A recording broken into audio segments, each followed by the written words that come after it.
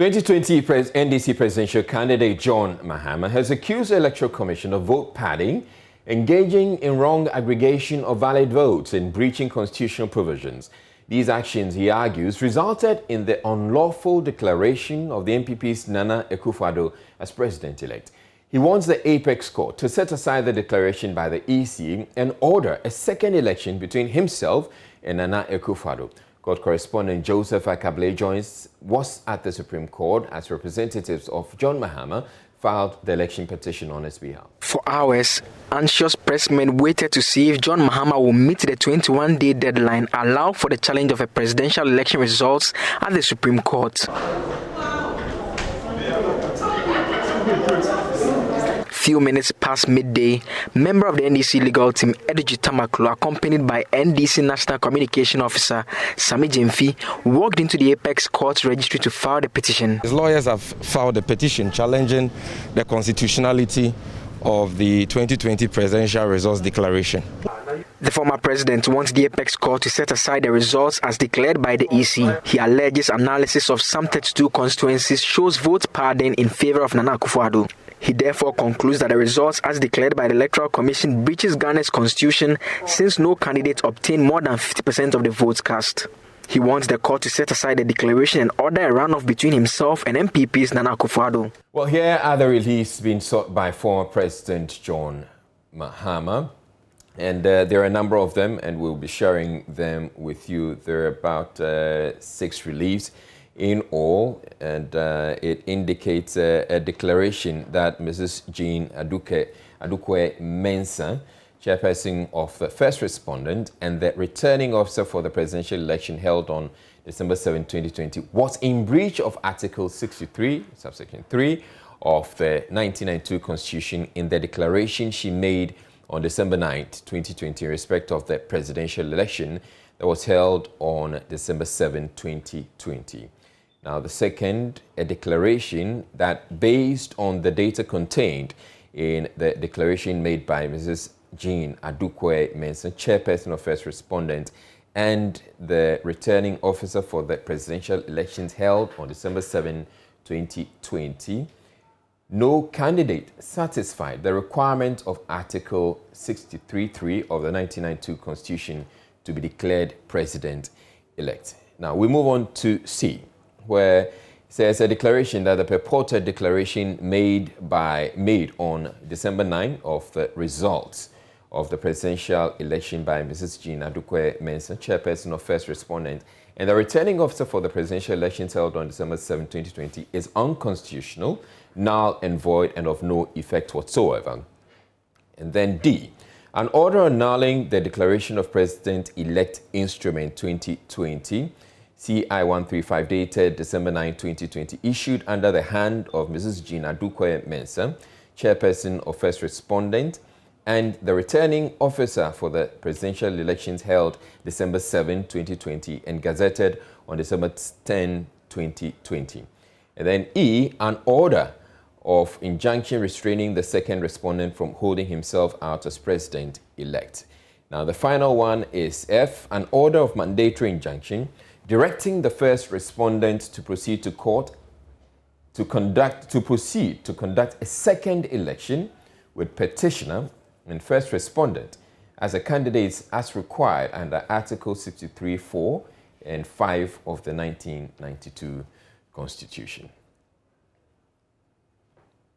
Now, joining us via Zoom now is legal practitioner Samson Ladi Ayenini on what to expect. Thank you very much, Samson. Now, what do you make of the petition as filed by lawyers of the NDC presidential candidate?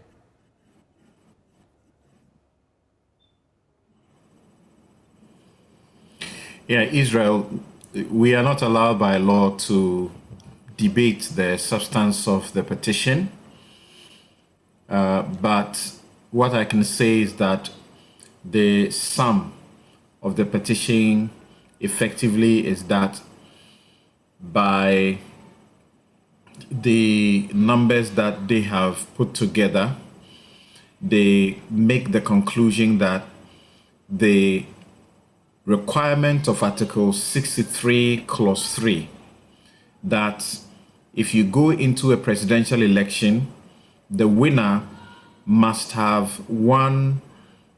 You can only be declared a president-elect if you had more than 50% of the total valid votes cast. The sum total of the petition is that, by their calculation, the two candidates who had the highest votes, i.e.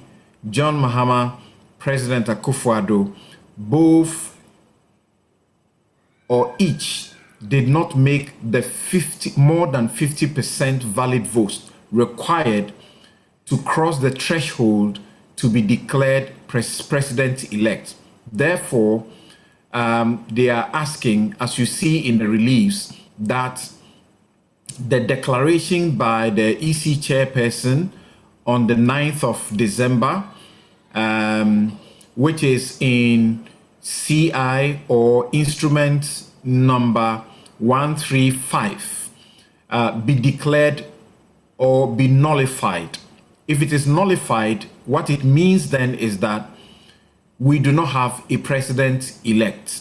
So they then proceed to ask, ultimately, that in the circumstances, there should be a runoff as required by the Constitution, that if more than one candidate goes into the elections and each does not obtain the mandatory requirement of more than 50% of valid vote cast, there must be a rerun. So that's what they are asking for. All right. Now, something I'm looking at, since you brought it up, I'm looking at release D and F and wondering whether it may have any effect on the swearing in of President Akufo-Addo for a second term. In effect, do these two reliefs being sought by former President John Mahama amount to an injunction?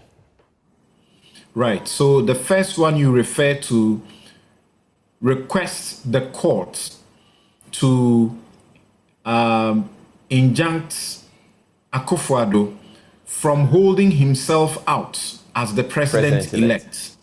And the second one requires a mandatory order to the Electoral Commission chairperson to rerun or to run a second election. Am I correct? Yes. Great. Now, these are reliefs they have asked. Unfortunately, they are reliefs that will be determined at the end of the suit. They will not be determined before the suit ends.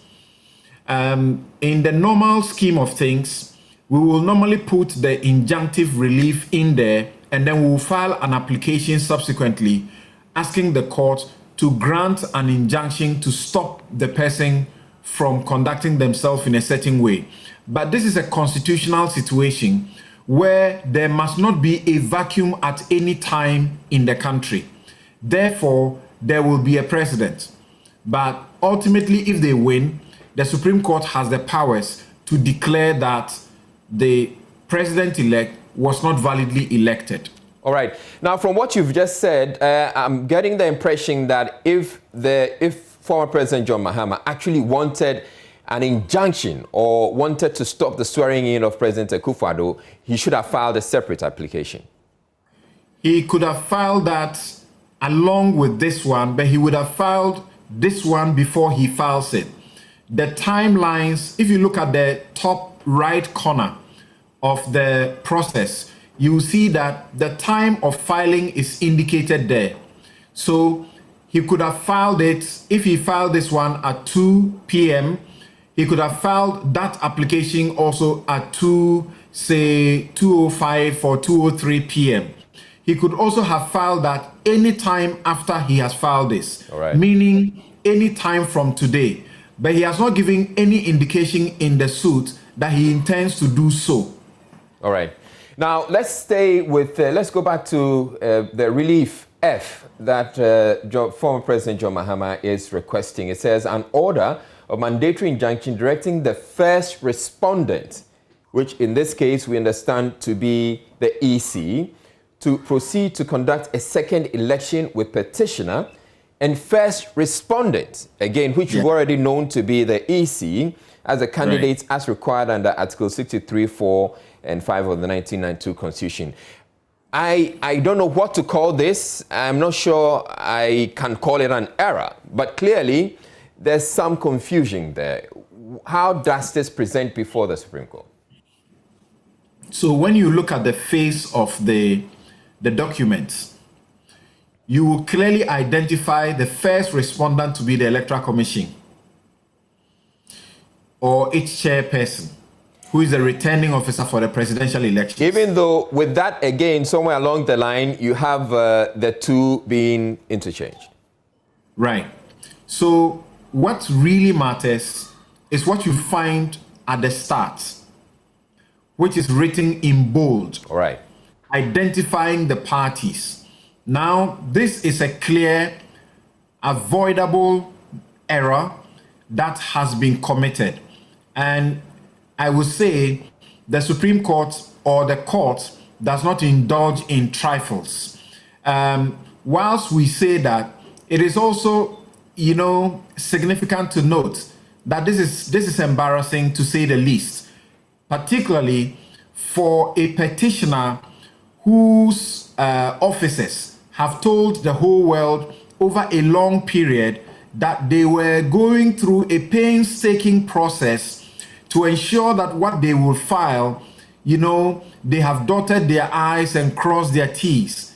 It is embarrassing to see that this error could appear. There is actually, as I checked, more than one of these errors, but they are typo errors where in the standard practice, when we go to court, a judge could even draw your attention and then ask you to use pen, ink, to make the correction and initial against it or sign against it. So to that extent, it is inconsequential.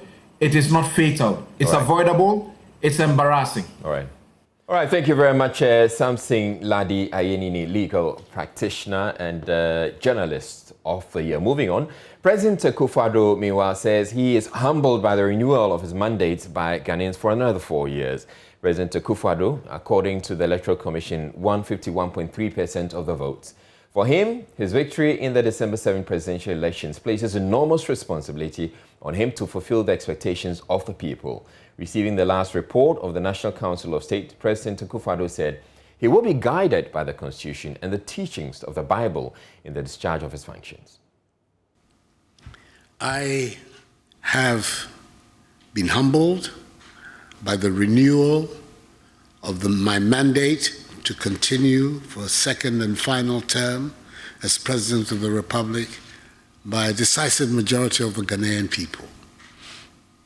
It imposes on me, I think as Mr. Chairman you pointed out, Nana Chairman you pointed out, some very, very serious and grave responsibilities.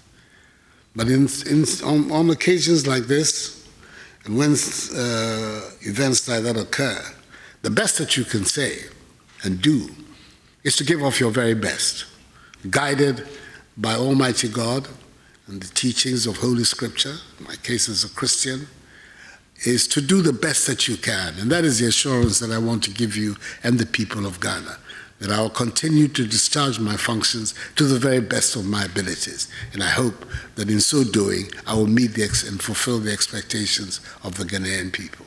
I want to thank you very much for this visit and for the output embodied in this final report, and to wish you all a happy and prosperous New Year. 2 persons were injured Wednesday in a clash between rival groups at Hohoi.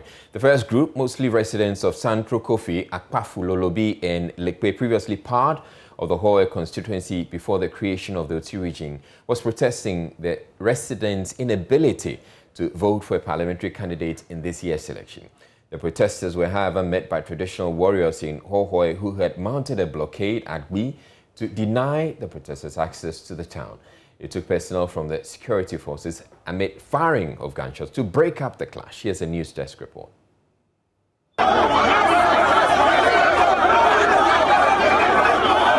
Hundreds of angry demonstrators, mainly from the outskirts of the Hohoi township, from Santro Kofi, Lekpe, and the Lolobi enclaves poured onto the street protesting what they say is an infringement on their right to vote.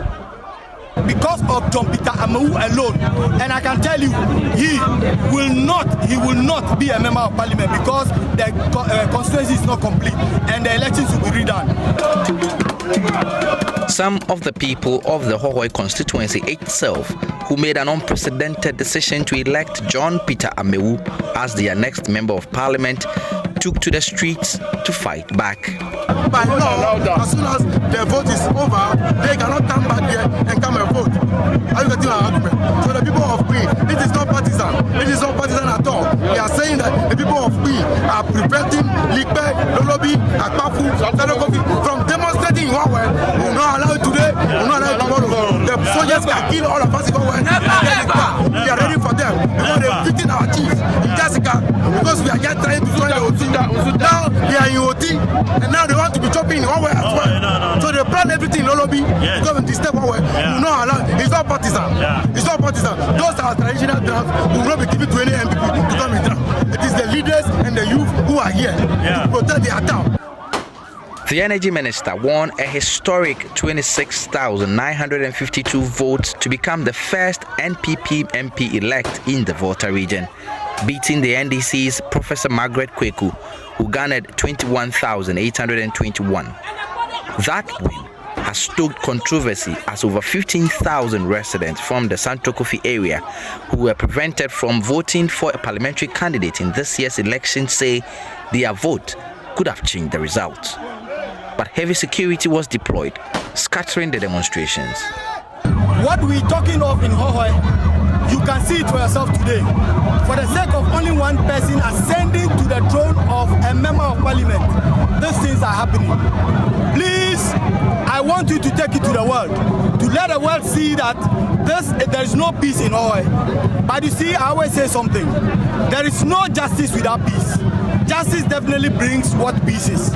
So please, media, you have seen it for yourselves. I believe you report exactly what happened today here in Hohoe, that the whole world will see and know that NDC is very peaceful. We embarked on a peaceful march, a peaceful demonstration with the consent of the police. We seek permission from the police and they agreed. That is why you saw the police helping, guiding us to go to the EC office. Now you can see the people calling themselves Asafo Group. I am saying that they are not the Asafo Group of Benin because it's not the Benin Asafo Group that is there. I am a citizen of Benin and coming from a royal family. So I am speaking on authority that this is not the Benin Asafo Group. So it is hooligans that are here to cause commotion. So you can see. As an injunction and a counter-injunction over the Hohoe results linger on, it is still unclear if Mr. Amewu would take his seat in the 8th Parliament come January 7.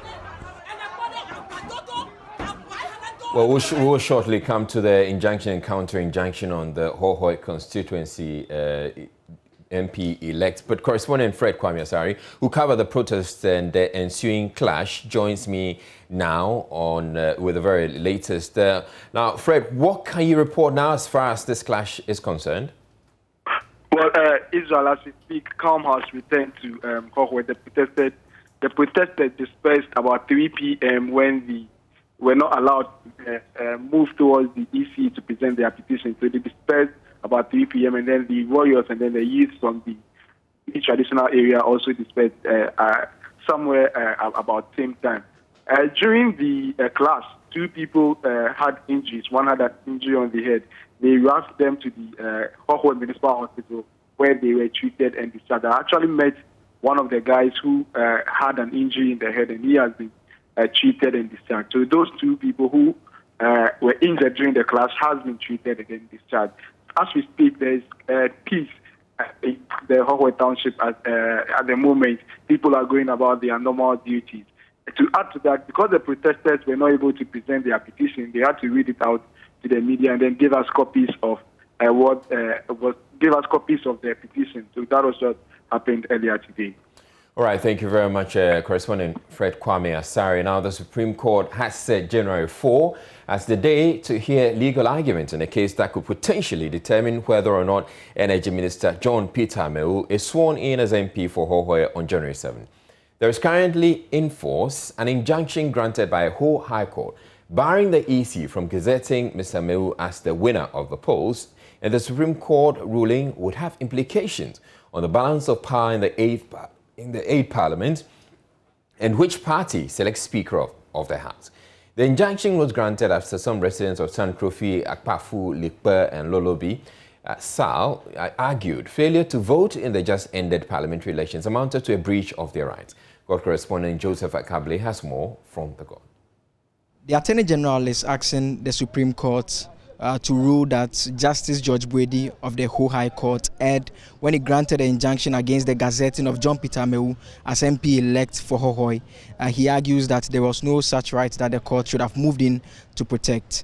That particular case ordinarily should have been heard on January 12, 2021, but the Attorney General's office has come to the Supreme Court with an application asking that the court hears the matter earlier than the January 12 date. And so that application was moved. Mr. Dami told the court that due to the urgency of the matter, because it affects representation of the Hohoi constituency and also in effect having an impact on the composition of Parliament on January 7, it was important that the court hears and determines the matter before January 7. And so he urged the court to grant his request to have the matter heard earlier than usual.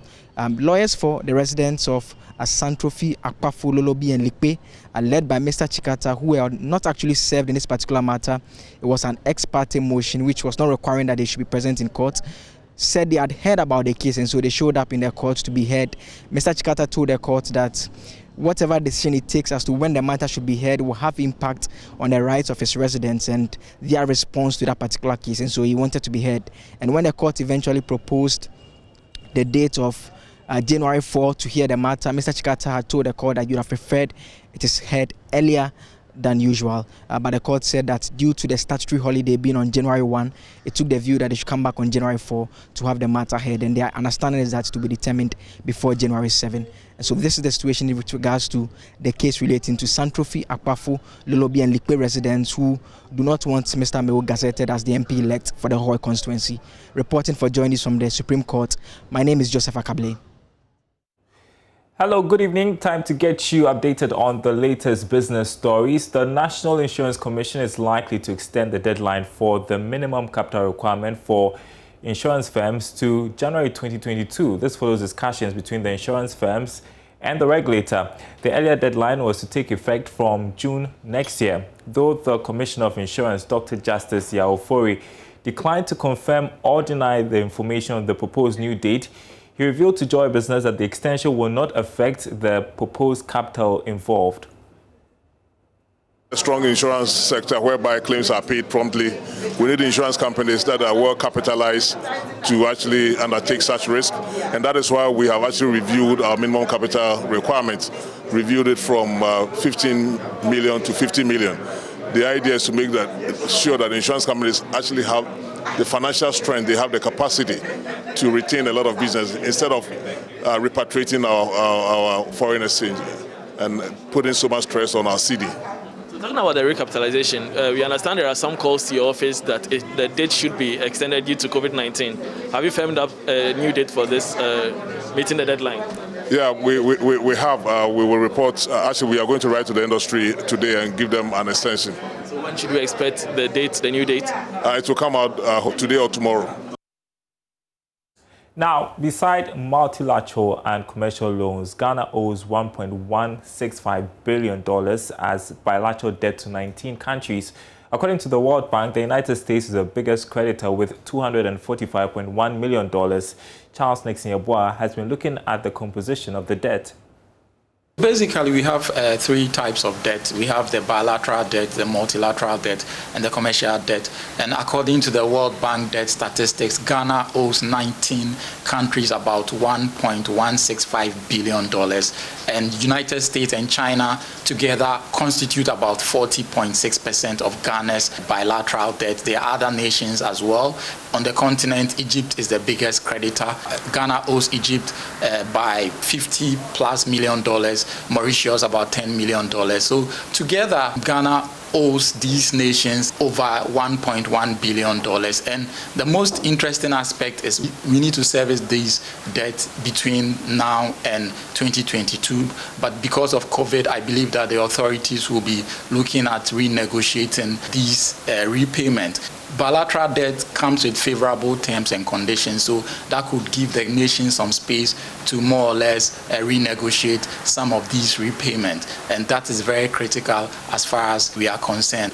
Our debt levels keep rising, but we are hoping that going into next year and 2022, the rate of borrowing by the government would go down or will be slow, and that is very key, because when we keep on borrowing, what becomes of a concern is the principal repayment and interest payment as well, and that eats into our revenue. So we have very little fiscal space in terms of funds that we can use for developmental projects as well. So basically what the World Bank is saying is that Ghana owes these 19 nations, and that is captured in their international debt statistics. It is country specific, and with Ghana we owe 19 nations as far as our total debt stock is concerned.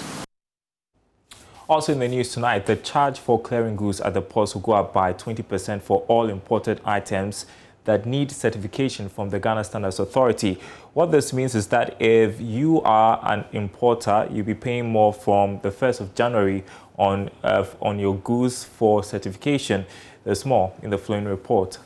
The current fees paid to the Ghana Standards Authority for registration and certification of all imported goods will go up by 20% from Friday, 1st of January. This is coming from the Ghana Standards Authority, which says the annual review of prices is to ensure clients are served in line with international best practices. This new directive will affect importers of all products. A letter signed by the Director General of the Ghana Standards Authority to the President of the Ghana Institute of Freight Forwarders reads, "We bring to the attention of your institution that effective January 1, the Ghana Standards Authority will start the implementation of its new fees and charges. Approval for the fees and charges was given by Parliament in August last year for the implementation in the year 2020. Its implementation was, however, delayed. To this end, the registration of importers per product group has increased by 20% for the annual payment. What this means is that shopping malls and supermarkets are now to register a fee of 20,000 cedis for their yearly product group. Cement products, bag cement and clinker will go for 5,000 cedis. Already the Ghana Institute of Freight Forwarders has alerted of a possible hike in prices for traders who import these goods. And that's it for business. You can always check out our website, myjoyonline.com/business for the latest business news. My name is Darryl Kwao. The news continues after the break.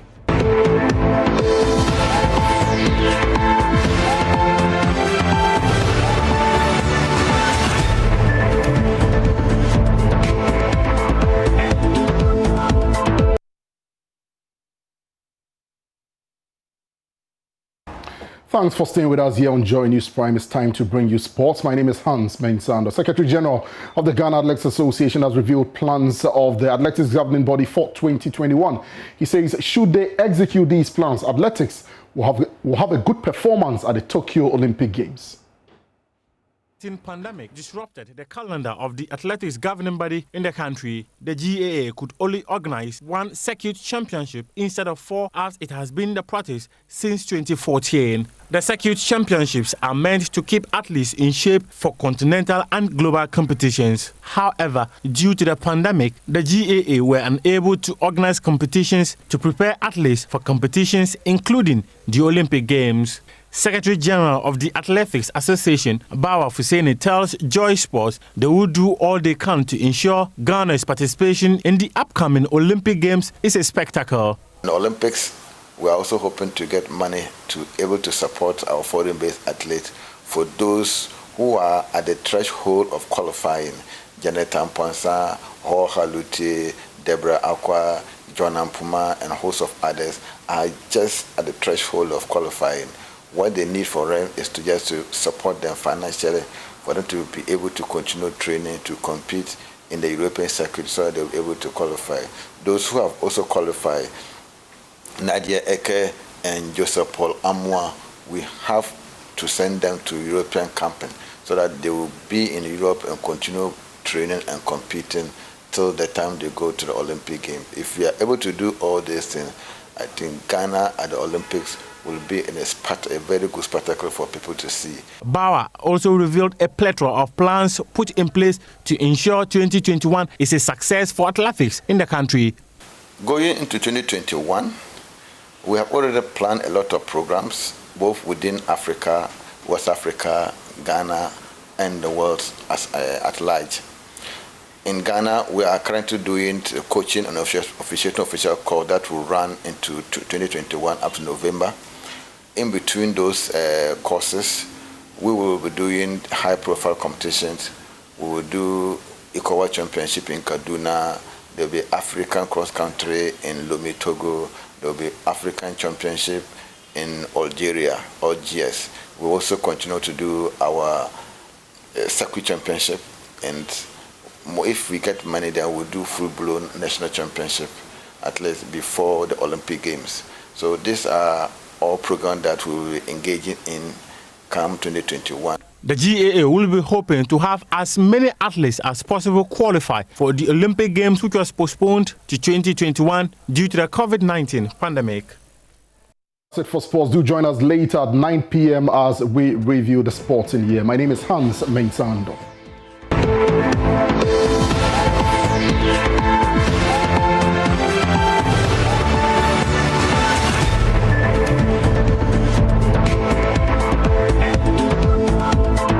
Right, it's time for showbiz, and Noella Karinyale is here. Hello, Noella. Yeah, and today I'm in my mask as well. Okay, so you're in your mask, and Noella keeps saying that I'm denying her an opportunity to... Oh, don't do that, Israel. That's backstage. Backstage conversation. Don't do me like that. Don't do that. Okay, all right, let's get Okay, so let's begin with rapper Amerado. You know, he has a new single out called Best Rapper. And you know, during the lockdown, he was very vibrant because he birthed a beautiful idea. That's the Yet in Sem concept, in which he talks about topical stories through rap. Right. And because of that initiative he took, a lot of people have tipped him off to win the Artist of the Year category in next year's VGMA. And so this morning he passed by Daybreak. I had a conversation with him on Hits FM. And I asked him about, you know, this endorsement he's getting from people. And this was his response. Best Rapper is my CV for 2020.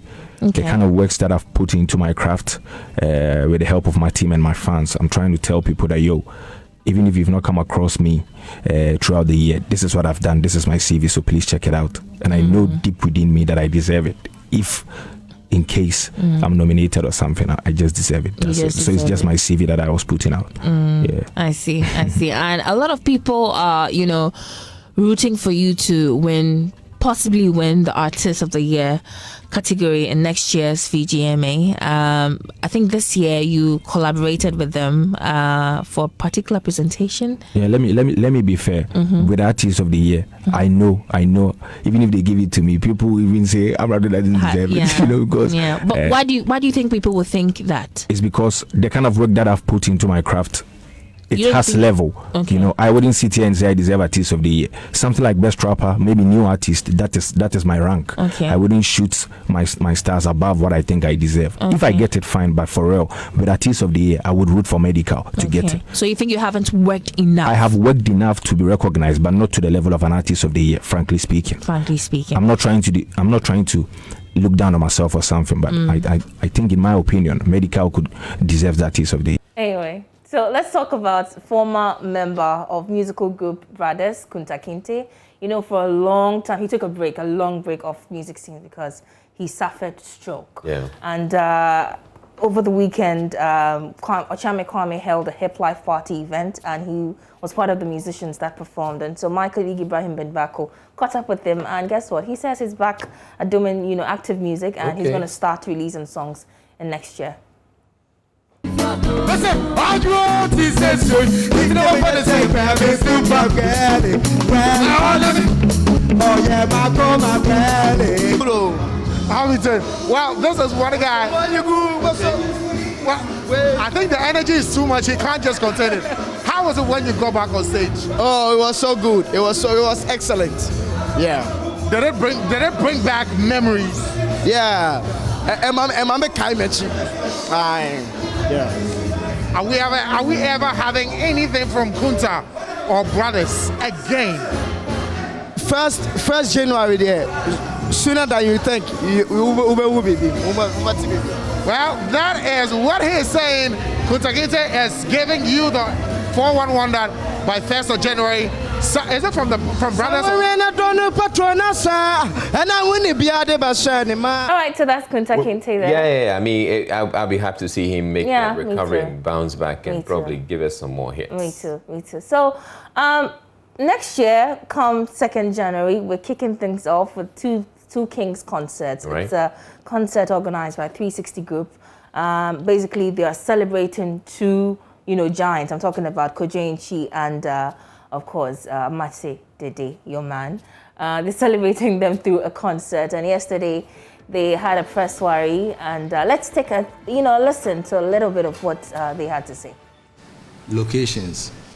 We just did a performance in Kumasi. That was the 25th of just about 3 days ago. Christmas Day. I had my show the 24th at Labadi Beach Hotel, and I had people that came there, I believe some of you, maybe a few of you were there. So. All right. So yeah, finally. Okay, so I have to wear my mask so I can take exactly. Off my mask. Thank you. Yeah, but I owe you one. Yeah, thank you very much for bringing us Thanks for having me as well. Yeah. All right, so we're taking a break here on Joy News Prime, but we're not done. We're expecting that former President John Mahama, he will be addressing, he will be speaking a televised address on the election petition that he has presented to the Supreme Court. We'd like you to stay tuned into it. We'll be bringing you that, plus analysis. Don't go away. We'll be back with you in a bit.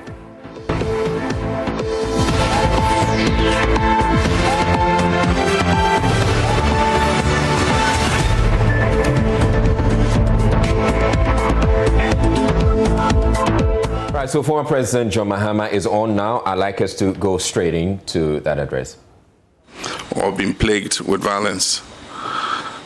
As a former president of the Republic of Ghana, a country that I love dearly, I'm here to assure you that I know what it is to act in the interest of peace.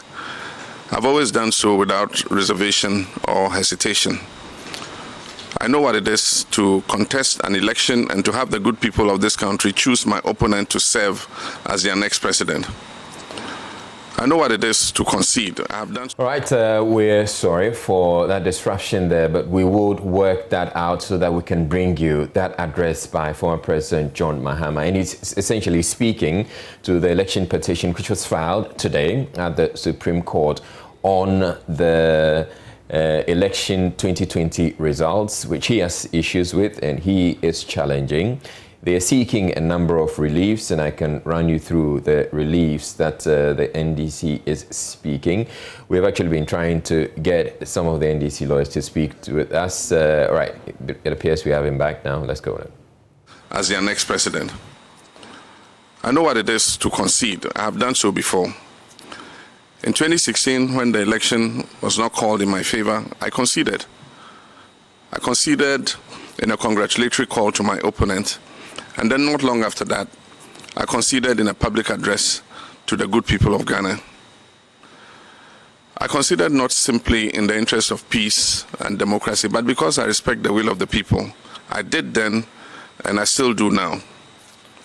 So when I say that I will not concede this election, please know that I'm not taking this decision lightly. Understand that it's not because of a desire for power, but because of a dedication to principle and a commitment to democracy. Based on the irregular and inconsistent results that were reported, I have reason to doubt that this election was not free, fair, or transparent. And without those fundamental pillars in place, how can any of us be sure that the results announced truly represent the will of the people? My brothers and sisters, I stand here today to remind you that Ghana is a peaceful nation, precisely because Ghanaians have always stood on principle. We've always fought for our democracy. Our forefathers and foremothers have always understood that without this basic foundation, whatever peace exists in our country will not be lasting.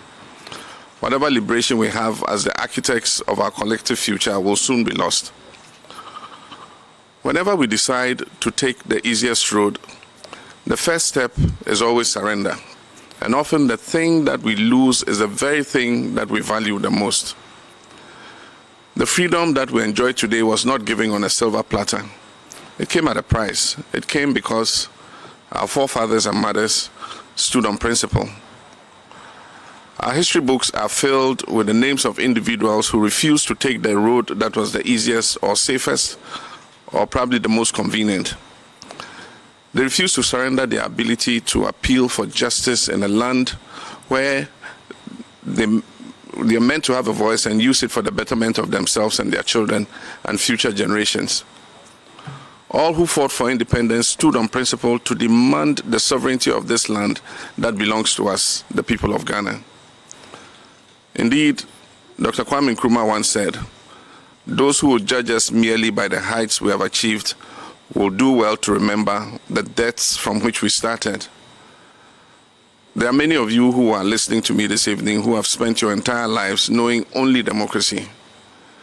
You know a Ghana in which every 4 years the citizens go to the ballot box to exercise their right to choose their leaders who they believe will serve their best interest. You know a Ghana in which the baton of power has been passed graciously and without incident from one party to another. A country with hundreds of radio stations and dozens of newspapers. A country where citizens can openly critique the performance of their elected officials. A country where they can protest peacefully and without fear of punishment. It is a Ghana that your mothers and fathers, your grandmothers and grandfathers wanted you to know. It is a Ghana that they dreamed of, and some even died trying to make that dream a reality.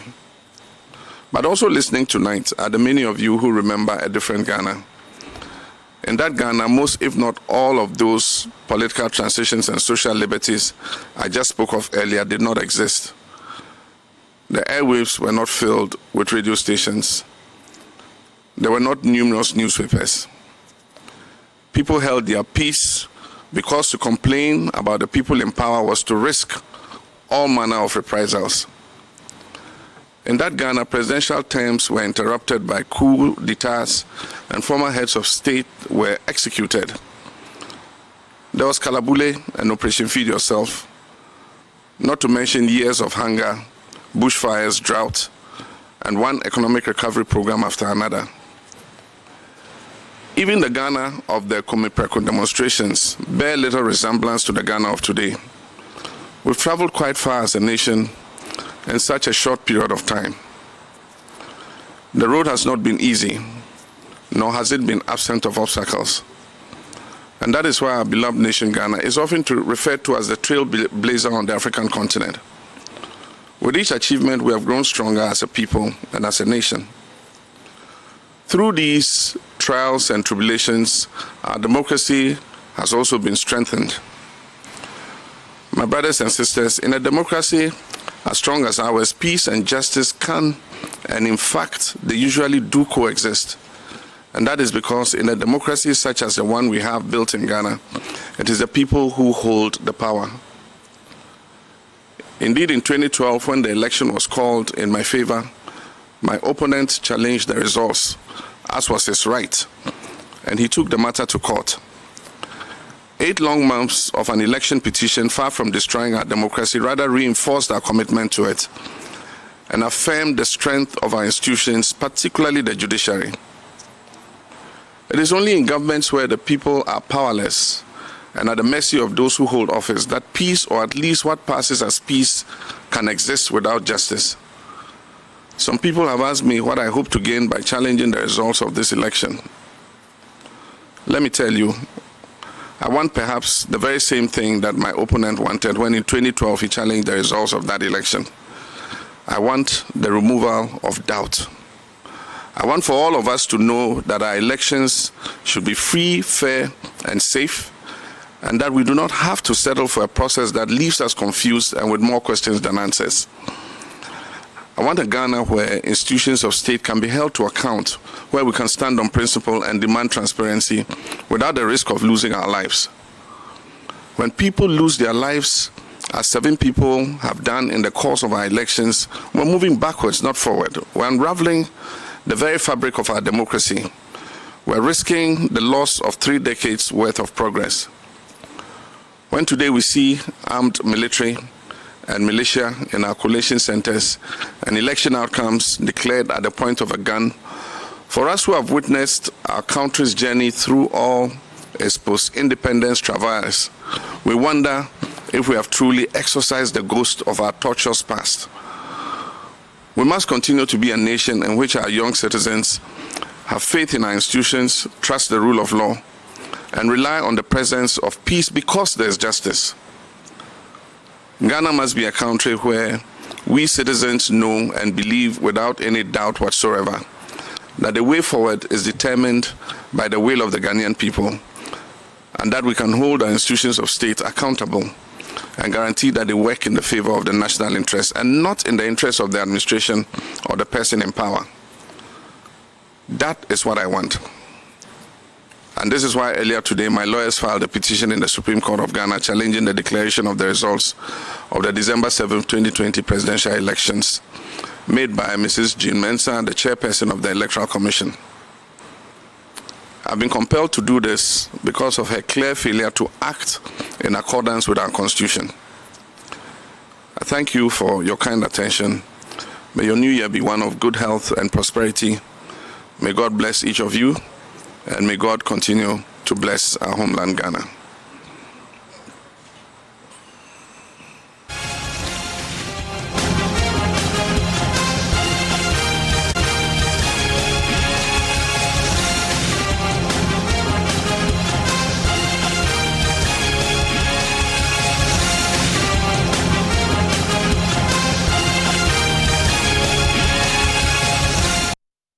All right, so you just heard former President John Mahama and the NDC's 2020 presidential candidate. He has been speaking about the election petition. He explains why the NDC, or he has decided to challenge it. One of the main things he said, which stands out for me, is that he says, why am I doing this? I want the same thing my opponent wanted in 2012, the removal of doubt. Joining me in the studios are court correspondent Joseph Akable, and he actually has cited the petition that was filed earlier today at the Supreme Court. Thank you very much, Joseph, for joining us to do this. So you have been through the petition, and we'll come to the petition, but also I will be joined by Evans Mensah and then some other, we're also trying to raise some of the NDC lawyers, or the lawyers who have been designated by the NDC to speak on the party's behalf, so we can get into the petition proper. So Joseph Akable, you have heard the former president, and you have also seen the petition that has been filed at the Supreme Court. What would you want to take away from what the former president has had to say? I think first and foremost, it was an important address in that we need to look at it in the context that the NDC got more than 6 million votes. And so there are lots of people who voted for him, who are looking forward to hear from him and understand what is the next line of action, because he has spoken twice. One, he said that they had a clear majority. That was before the announcement from the EC came. And the second time, he says he disagrees with the results, and he has asked that the auditing should take place. And so people are wondering what happens next. We voted for you. We need to get some answers. And so he's now come to explain the steps that he's taken as an individual. What sticks out for me is the reference to the 2012 situation. All right. Back then, not many people understood what Nana Akufo-Addo, the then candidate, opposition leader, was undertaking. A lot of people criticized the action that he's taking. And it's interesting that Mr. Mahama makes reference to it to make the point that he wants the same results, and that is to remove doubt. It tells you that, one, he's unsure of the results as was announced. He has issues. And the petition, interestingly, earlier today, the lawyers had given us the sense that he would be speaking to the petition, but that is not what actually happened.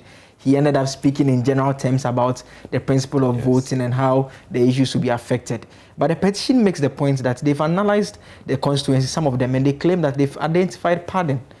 And so clearly the team that he set together to look through it came with him with findings that gives him reason not to believe that he lost the election as was announced by the EC. And so I find that to be very important, and it's worthwhile he's speaking to the nation and his supporters and saying that, look, I have my doubts.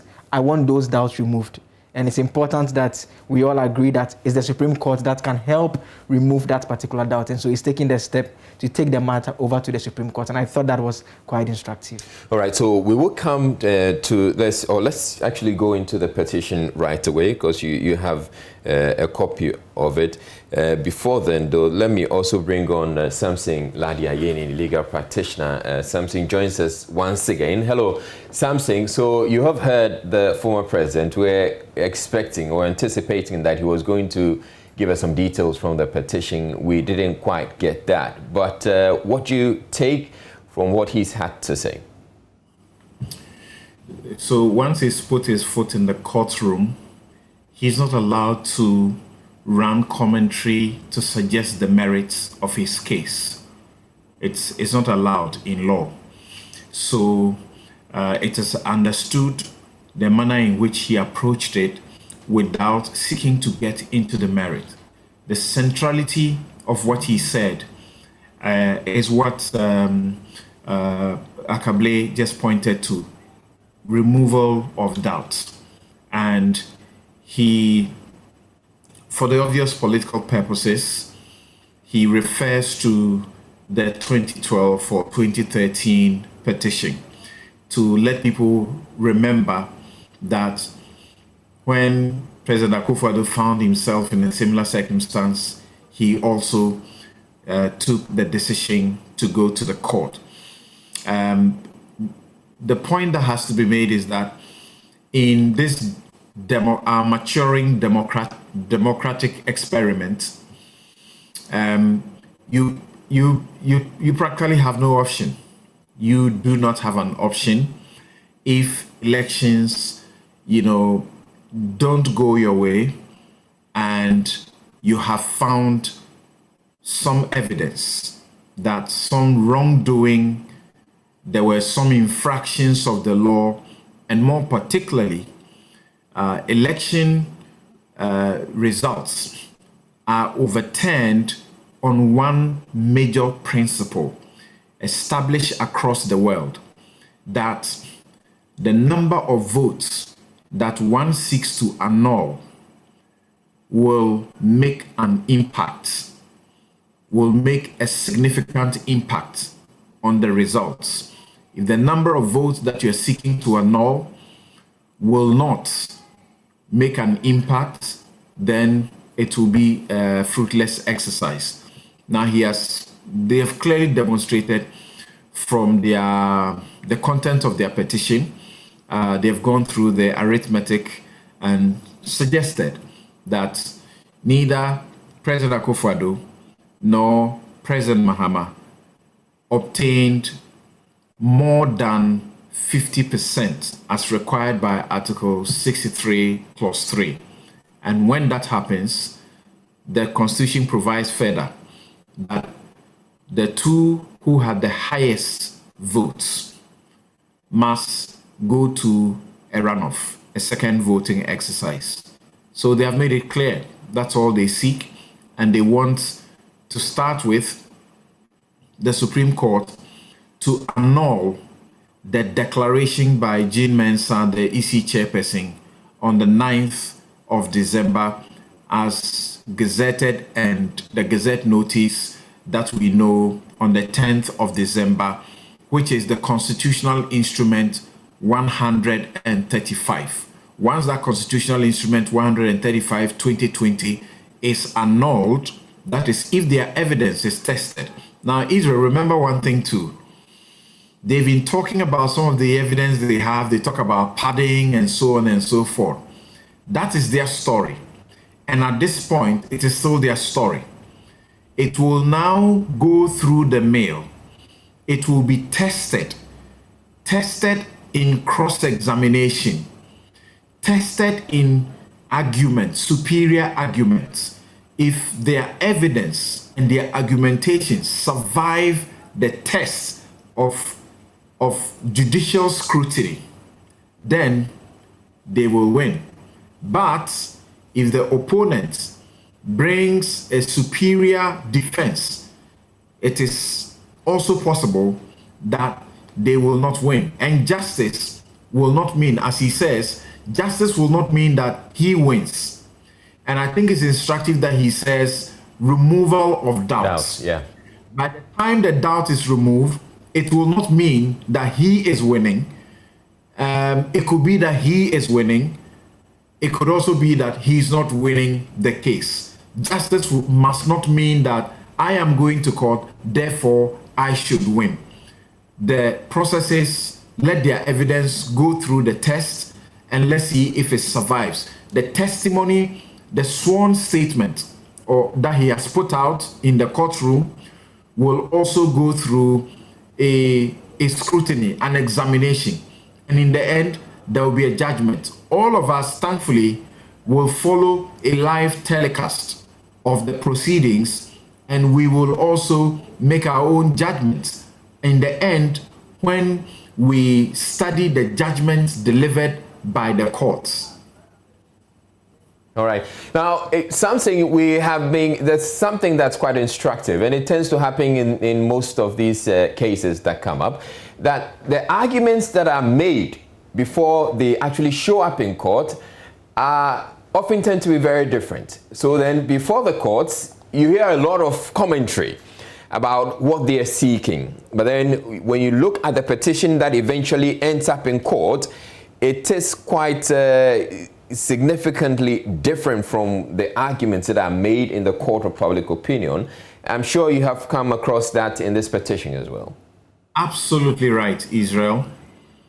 We have heard words like stolen verdict. We have heard expressions like fictionalized and flawed. Those may sit within the present suit. But when you heard claims that by the NDC's own computation, President Mahama had secured a win and that he ought to have been declared the winner, then you read the petition and it says President Mahama did not win, Akufo-Addo did not win, because neither made or crossed the threshold of 50%, more than 50% of total valid votes. Therefore, there ought to be a runoff. That is a dramatic shift from what you see in the court. So you are right, Israel. Yeah. And Samson, I'd like you to hold on at this point. I'd come to Joseph Akable, who has a copy of this, to go to that part of the petition where they indicate what exactly they're hoping, or they believe that President Akufo-Addo would have gotten, and what the NDC candidate John Mahama would have gotten. And that puts everything in perspective. So they're not indicating that the NDC or John Mahama is not indicating that he got more votes than President Akufo-Addo. He only goes to say that if you look at the numbers and if they do their own collation, it turns out that President Akufo-Addo is not going to get the required number of votes to put him above 50%. Joseph, can you have you seen that? In fact, there is so what they do is that they trace series of communication that came from the Electoral Commission, and so the first one, the EC chairperson, the statement she read, then that made reference to the total valid votes that subsequently changed. Yes. And so they trace it from that point to use those figures to say that, I mean, in effect, when you look at that computation that was done, if it's done as accurately as it ought to be, you will not have any of them are getting more than 50% of the votes cast. And so he says that it makes reference to Techiman South constituency having a total registered voter population of 128,018. And if added to the total valid votes announced by Mrs. Jen Mensah as cast, the resultant figure will now be 13.5 million.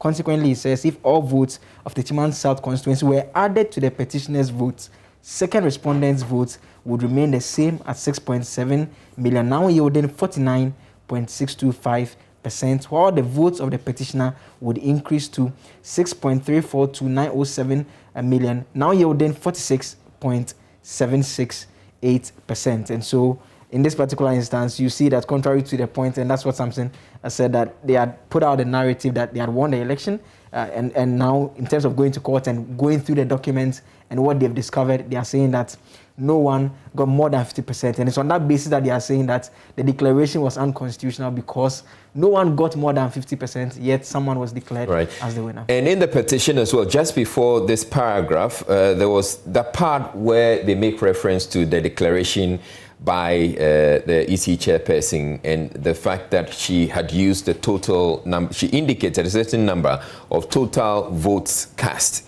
And they are making reference to that particular figure to say that, yes, if you take that as the total valid votes or the total votes cast, and you're adding if you add the Techiman South results, then it's going to result in what if you could just get to yes, we'll come to that. There's another interesting point. They actually make reference that even using the EC's own figures, yes, Mr. Mahama's percentage is actually lesser than what was announced for him.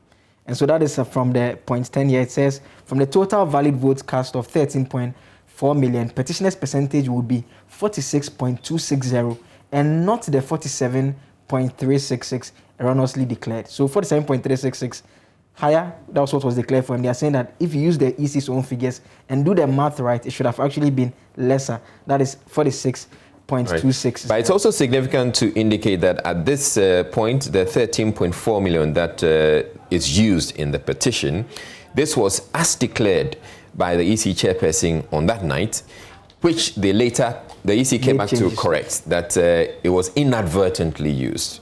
But that has found its way into the petition, and this is one of the arguments that's been made by the lawyers for former President John Mahama. Yes, and on the Techiman, that portion of the petition says, currently the election results, so they quote what the EC chairperson has said, that currently the election results we have declared exclude that of the Techiman South constituency with a voter population of 128,000. The said election results are not ready because they have been contested. Even if we were to add the 128,018 full results to the results of the second candidate, it would not change the outcome of the election. Hence our declaration of the 2020 presidential results without that of Techiman South. Now they make the point that the Techiman South has a total registered voter population of 128,018 as the EC chair announced. And if added to the total valid votes announced by Message and Mensa as cast, that's a 13.4 million figure, the resultant figure would now be 13.56 million. Consequently, if all the votes of Techiman South were added to the petitioner's votes, second respondent's votes would remain the same at 6.7 million, now yielding 49.625%, while the votes of the petitioner would increase to 6.3 million, now yielding 46.768%. All right, I'll go back to Samson Laidayeni, who's still with us on the Zoom. Now, Samson, so one of the issues that has come up has to do with the declaration made by the EC chairperson on the night when she declared the results of the presidential election. Now, they later, or the EC later came up, in fact, the day after, they came out to say that the EC chairperson inadvertently used total valid votes, or actually announced total votes cast when she was supposed to have said total valid votes cast. So there's an error that came out at that point. When this case goes before the Supreme Court, which figure is the Supreme Court going to use? Are they going to use the declaration as was done publicly, or what eventually was gazetted? So we cannot try to do the case for any of the parties. All right. Not for the petitioner and not for the respondents. The petitioner is urging the court, as we find on its documents. The respondents will reply. All right. In the reply, they will say what you just said. And they might ask the court to ignore the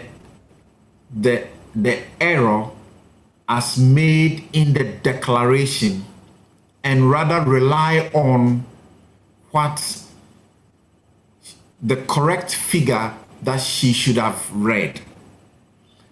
They will say so, but the petitioner is entitled to also say what he has just said, because what he says is a fact.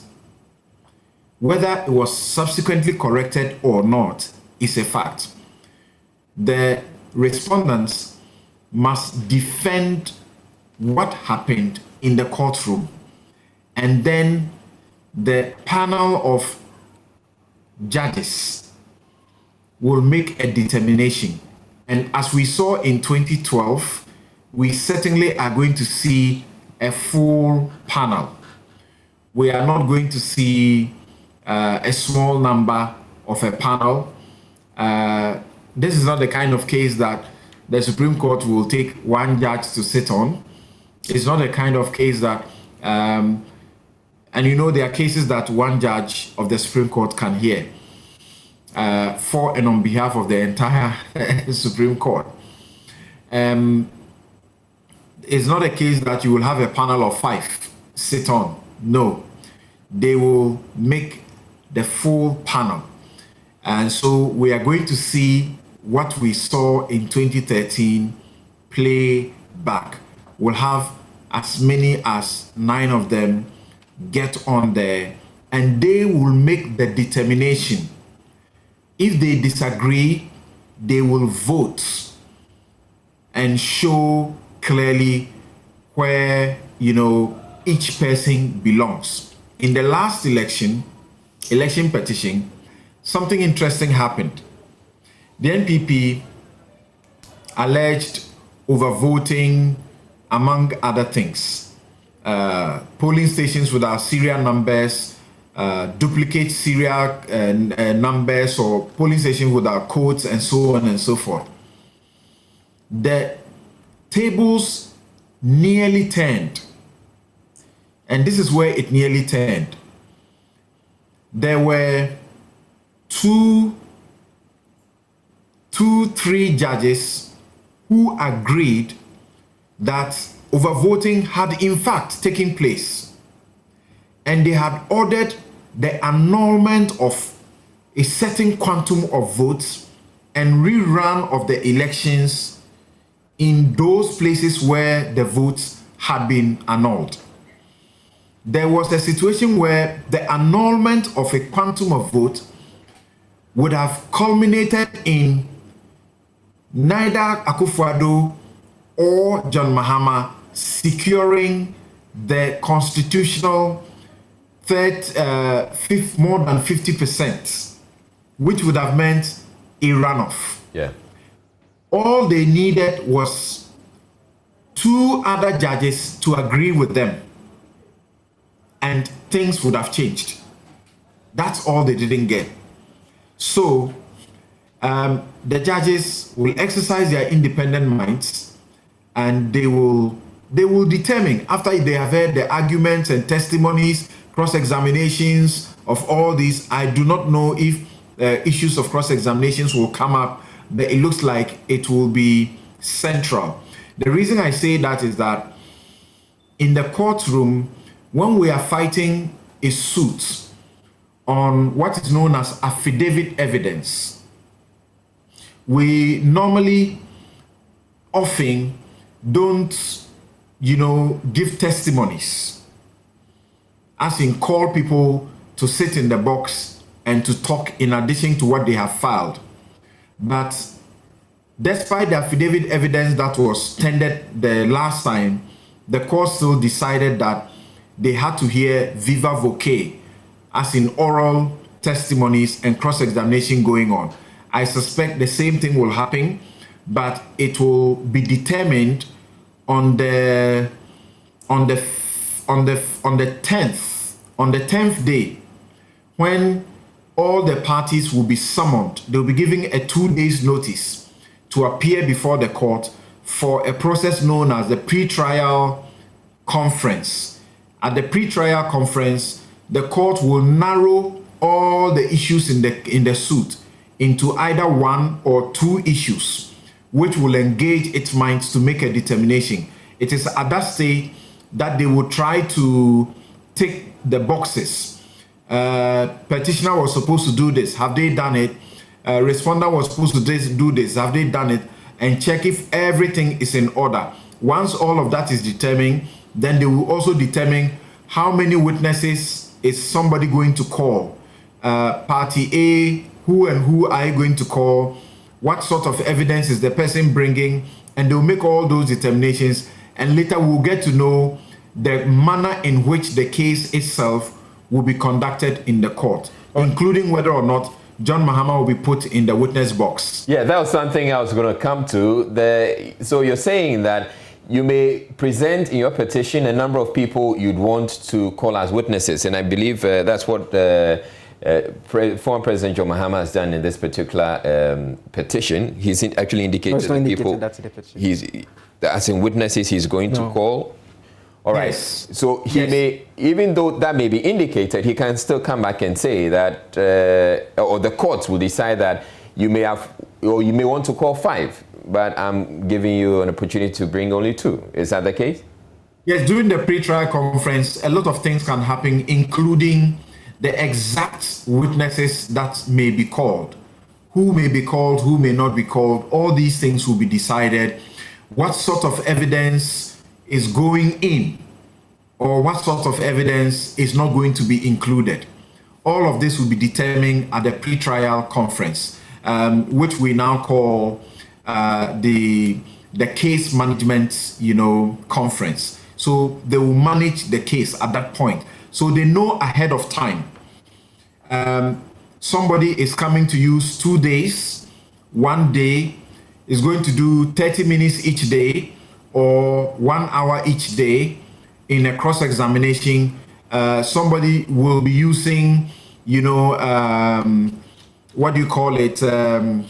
Will use, is it a prompting device, or will project? As a teleprompter? Yeah, somebody will project, not teleprompting. Will project something that they have to do, and so on and so forth. All these will be determined at the pre-trial conference, which is by the 10th day. And then the court will now say the 15th day, which is now set in the law. By the 15th day, the trial will start. And the trial will end on the 21st day. Now it is set out in law. On the 21st day, the trial must end. This is what we didn't have in the old amendment, which is CI 74. But in this CI 99, the trial will start on the 15th day and it will terminate. It must end on the 21st day. And then between the 21st day to the 42nd day, the judges will get into caucus, deal with their rulings or decisions, and then come forward to tell us their decision. For example, in the pre-trial, there could be a determination also whether there will be an external party called upon to do some auditing. Like in the last time, KPMG was called upon to audit the pink sheets. All these things will be determined ahead of time so that there's no any ambushment. There's no piecemeal litigation, so to speak. All right. Is it possible that the auditing of the pink sheets or the results could or may fundamentally change the way the election or this petition may go, or the case may go? That is, if they bring the audit or they ask for the audit to be conducted and they find out some significant, or they tend to find out that the difference between what the EC declared and what the auditor found out, they may decide that, okay, probably this is where the case ends. Could they use that to determine the case, or they'll still want the arguments to continue? Right. So if an auditor will be appointed, the auditing entity will be giving clear terms. There'll be a clear terms of reference to deliver on answer specific questions to the courts. When they bring their answer, it will form the part of the body of evidence to inform the decision of the court. It will not terminate the case at that point. All right. All right. And I'm bringing that in because that's one of the things that the NDC has been pushing. They're saying that they would want an independent audit of the results, and that if that is done, or if the EC would grant them that, they probably may not, well, I don't know if they actually indicate they may not the go only time the case may be prematurely terminated will be at the very start if any of the respondents or the defendants, call them, take the view that the petition has missed a very important procedure or substantive legal process in approaching the courts, and therefore it has to be thrown out. Then they will make that case. Hitherto, you could make that case sometime as the case commences and proceeds. But by the new rules, if you have any such objection, call it preliminary legal objection, you are required to raise it along your delivery of your answer, which you are supposed to deliver within 10 days from the date when you have been served with the petition. All right. And you deliver the preliminary legal objection, and then you advance your argument also on paper. So let me give a clear example. Where the law says if you are fighting an election result, you must come by a petition. If you defaulted or you erred and came by a writ rather than a petition, the court, the other party is entitled to ask the court to throw you out, and the case will be prematurely terminated without traveling the full time that it has to travel. All right. So today is a deadline that the Constitution, Article 64 says you must file from the date of declaration. They have 2 days. The court has 2 days within which to deliver the documents to the respondents, the President Akufo-Addo and the Electoral Commission. So by Friday, we expect that they would have received it. If they don't receive it by Friday for some reason, because they cannot be found or they are dodging or something like that, they are evading, the court will give out a process known as substituted service very quickly. And the rules say that they will be published, the processes will be published in 2 national dailies. The court can also determine some other means by which it can reach them. Once they receive it, then within 3 days, they will file what is known as the entry of appearance, which is an acknowledgement that they have actually been served. Then within 10 days, they will file their answer.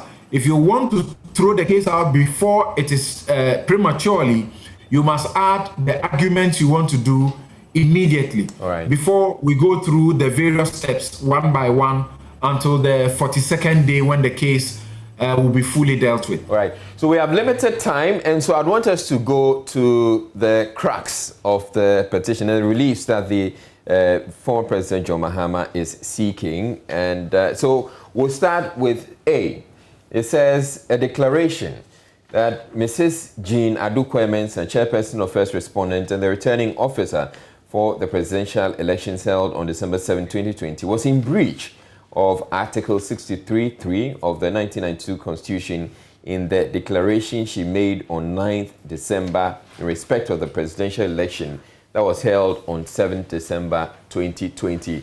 Now, I'd want you to just explain to us in plain language what this means, or what former President John Mahama is seeking here. Yeah, this relief is a commencement relief. All right. But it is the evidence that will be adduced and tested in court that will determine whether they will get it. They just want the court to make a declaration to say and to confirm that neither candidate got more than 50% of the votes. All right. Therefore, Jean Mensah, the chairperson, erred in law by declaring Nana Addo Dankwa Akufo-Addo as the president-elect. If you don't get more than 50%, you cannot be declared as president-elect. That's all they are trying to say. All right, so we'll go to the second relief, and I'd like Joseph to do us the honor. So B, where it talks about declaration based on the data contained. Yes, so it says a declaration that's based on the data contained in the declaration made by Mrs. Jean Adukwe Mensah, chairperson of the first respondent and a returning officer for the presidential elections held on 7th December 2020. No candidates satisfied the requirements of Article 63(3) of the 1992 Constitution to be declared president-elect. All right, so I guess this is very similar to the first one where you were indicating This is an affirmation. They are seeking for the court to affirm, double confirm that nobody actually met the threshold. All right. The third one is that a declaration that the purported declaration made on 9th December 2020 of the results of the presidential election by Mrs. Jean Adukwe Mensah, chairperson of the first respondent and the returning officer for the presidential elections held on 7th December 2020 is unconstitutional, null and void, and of no effect whatsoever. All right, something. Right. So for as long as the Article 63(3) threshold has not been met, they want a further declaration that that declaration is null and void. So the court would have first made one declaration that they have found as a matter of fact that the Article 63(3) has been breached. Then B, that in fact nobody had more than 50%. Then 3, because 63 has been breached, and that in fact that is in law. Then second, that in fact nobody got more than 50%. The declaration is null and void. The declaration of President Akufo-Addo as president-elect is null and void. The next one here says an order annulling the declaration of President-elect Instruments 2020 CI 135 dated 9 December 2020 issued under the hand of Mrs. Jean Adukwe Mensah, chairperson of the first respondent and the returning officer for the presidential elections held 7 December 2020 and gazetted on 10 December 2020. So this is practically legal propriety and being conscious of a certain chronology. So after you have done A, B, and C, in D, they are saying that there is an instrument issued, a constitutional instrument issued, which is CI 135 2020. It is that constitutional instrument that makes President Akufo-Addo president-elect. Right. Now, cancel that instrument. That's it. The next one, quite interesting. They want an order of injunction restraining the second respondent from holding himself out as president-elect. All right, and I want you to read this and the following.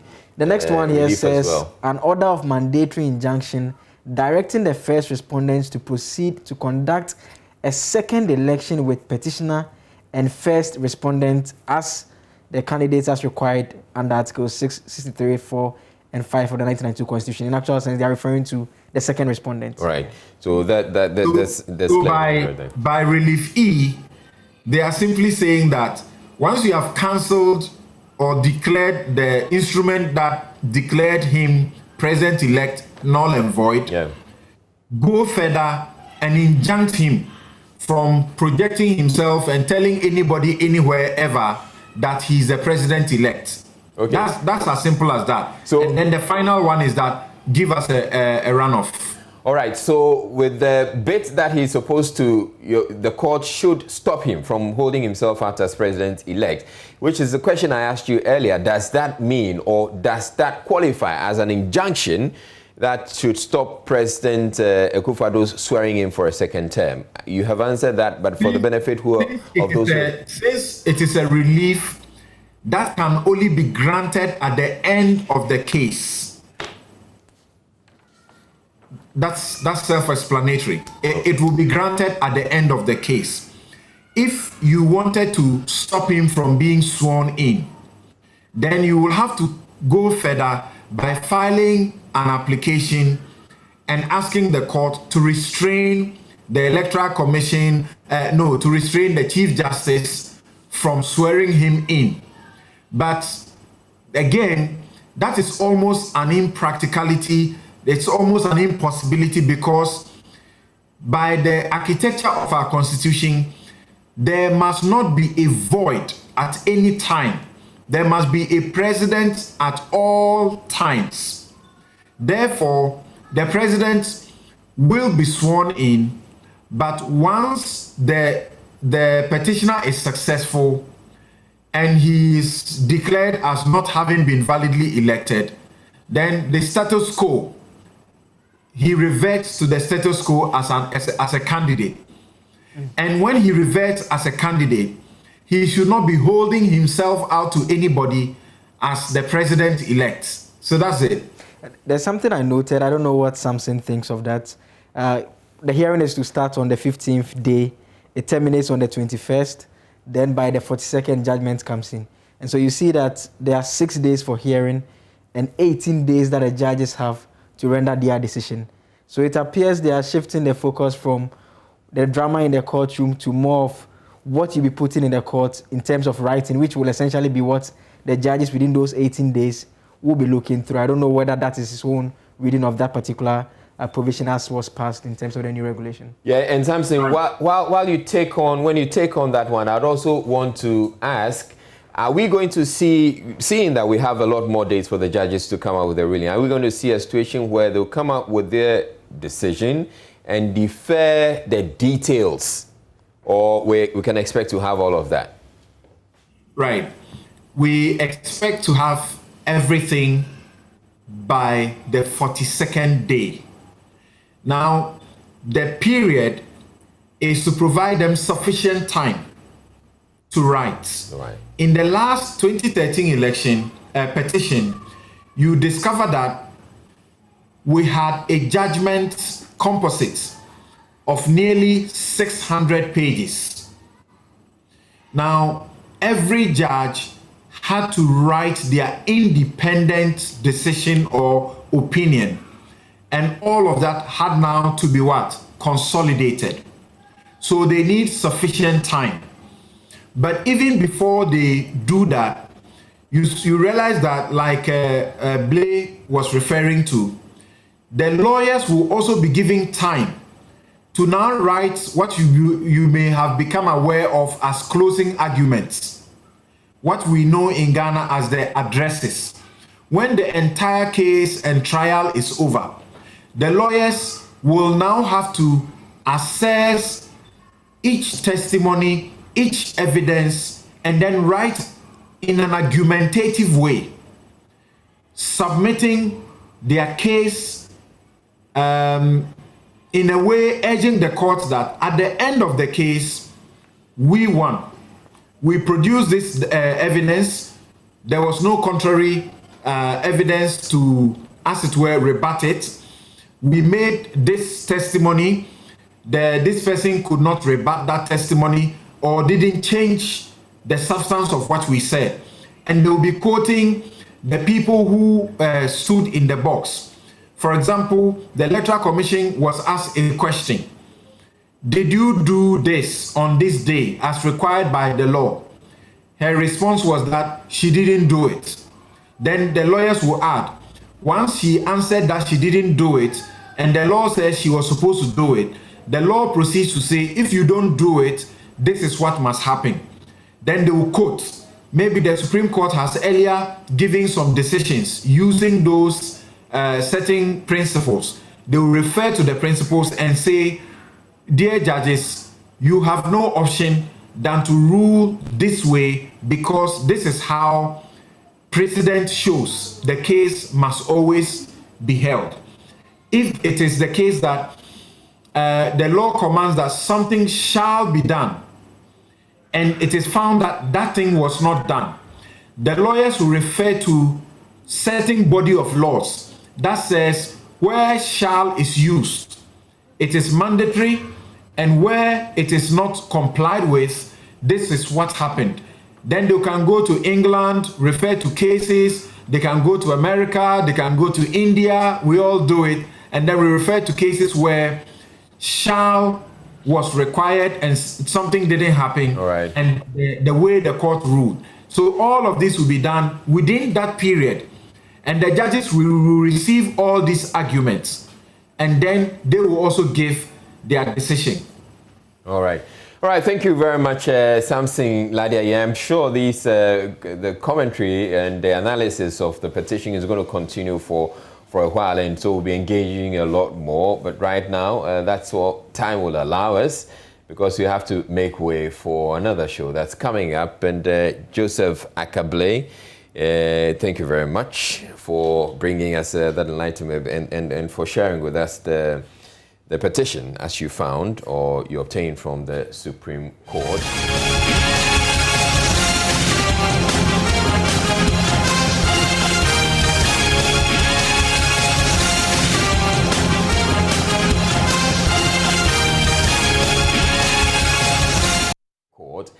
Gary R. Smith is up next with the Sports Year in Review. Do stay tuned in. I'm Mr. Lai. Thank you very much for watching. You have a good night.